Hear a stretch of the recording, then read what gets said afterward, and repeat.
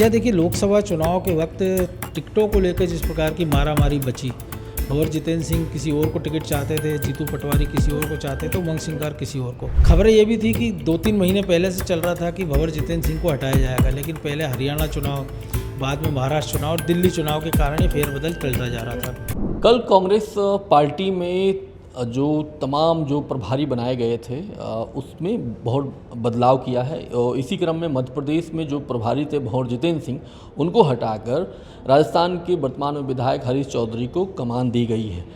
भंवर जितेंद्र के बारे में ऐसा कहा जा रहा था कि उनके और जीतू पटवारी के बीच सहज रिश्ते नहीं बन पा रहे हैं।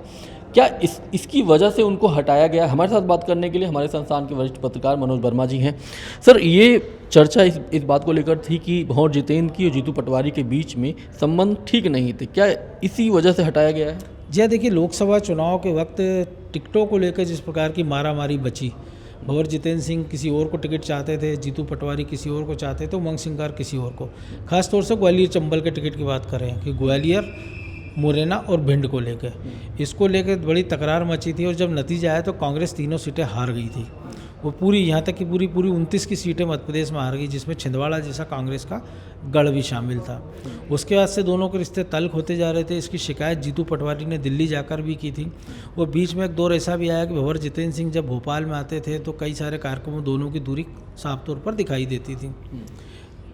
खबरें ये भी थी कि 2-3 महीने पहले से चल रहा था कि भंवर जितेंद्र सिंह को हटाया जाएगा, लेकिन पहले हरियाणा चुनाव, बाद में महाराष्ट्र चुनाव और दिल्ली चुनाव के कारण ये फेरबदल चलता जा रहा था। लेकिन अब कांग्रेस में ऊपर से लेकर नीचे तक इस तरफ हम देख रहे हैं फेरबदल शुरू हो गया। महाराष्ट्र में नाना पटोले के जो अध्यक्ष थे उनको हटाया गया, मध्य प्रदेश में प्रभारी बदला गया।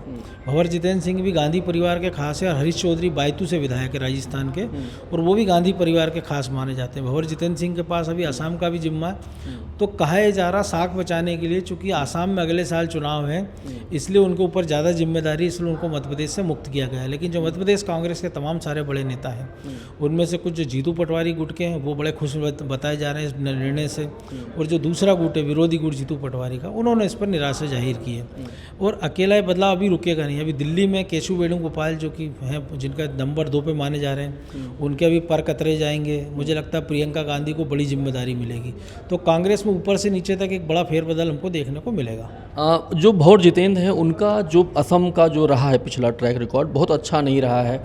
मुझे याद है जब परिणाम आया था और उन्होंने एक वहाँ की जो पार्टी थी, एक माइनॉरिटी वर्ग को जो प्रतिनिधित्व करती है अभी भी करती है, उनसे उन्होंने गठबंधन कराया था। बल्कि तमाम जो दिग्गज नेता थे यहाँ के मध्य प्रदेश में, दिग्विजय सिंह का भी उस वक्त बयान आया था कि वो गठबंधन करना जो है हमें बहुत भारी पड़ा है। आपको लगता है कि एक ऐसे व्यक्ति को फिर वहाँ का कमान सौंपी जाएगी तो कांग्रेस के लिए कैसे अच्छा हो सकता है? देखिए, वो आप जिनका जिक्र कर रहे हैं बदरुद्दीन अजमल हैं, इत्र के बड़े व्यापारी हैं, लोकसभा में भी सीटें जीतते रहे हैं। हालांकि विधानसभा में उनको ज़्यादा तवज्जो मिली नहीं, और वो अपने रिश्ते हेमंत विश्व शर्मा जो कि आसाम के मुख्यमंत्री, उनसे भी मधुर रिश्ते वो बताते रहे सार्वजनिक तौर पर।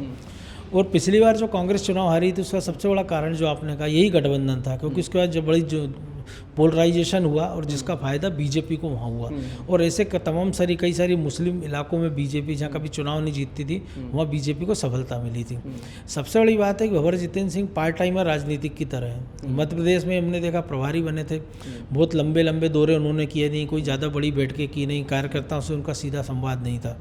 ये तो हिंदी भाषी बैठ के हैं, चूँकि आसाम में तो भाषा ही दूसरी है, और चूँकि वो राजस्थान के रहने वाले हैं, पिछले चुनाव का वो भारी वोटों के अंतर से खुद चुनाव हार चुके हैं। तो मध्य प्रदेश में जो विपक्ष है वो भी जो सत्तारूढ़ पार्टी वो भी तंज कसते रहते थे कि प्रभारी हारा हुआ आदमी है, जो उनके जो प्रदेश अध्यक्ष हैं जीतू पटवारी, वो खुद विधानसभा का चुनाव हारे हुए हैं।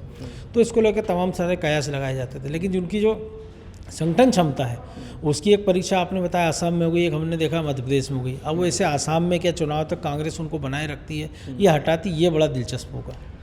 इस बातचीत को हम लोग यहीं पर ख़त्म करेंगे और आप देखते रहिए अनादि टीवी डिजिटल। मेरा नाम शैलेंद्र है, साथ में हमारे वरिष्ठ पत्रकार संस्थान के मनोज वर्मा जी थे। बहुत बहुत शुक्रिया, धन्यवाद।